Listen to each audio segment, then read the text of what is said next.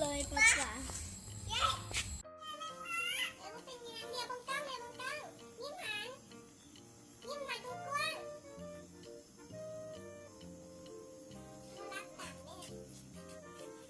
เสียอันนี้เด้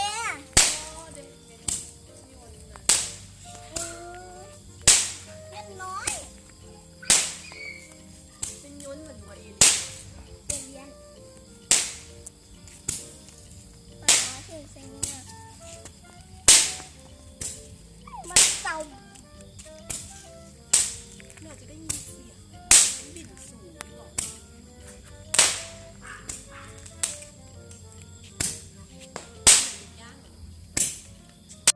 เห็นใช่ไหมหวานเห็น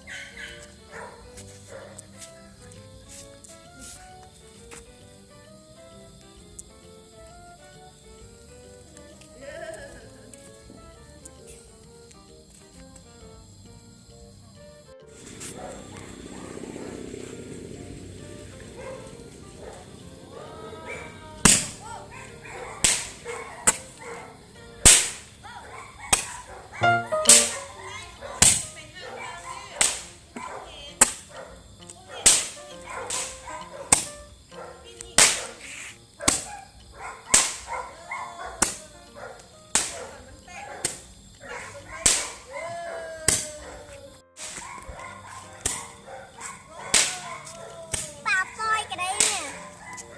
ปล่อยด้วยเนี่ยปล่อยเด้อปลาปล่อยได้บ่ชิม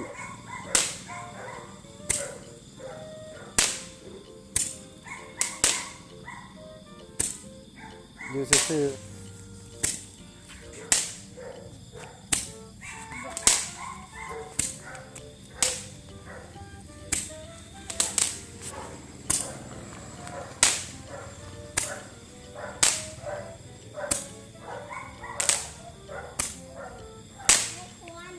ไม่ควร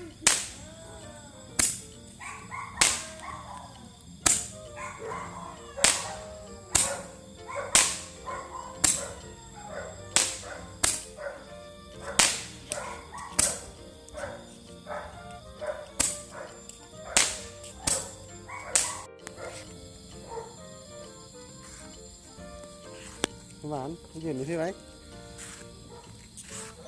บอกอยู่ข้างหน้านี่นะหน้าก็ฝ่ายนะขึ้นหน้ามา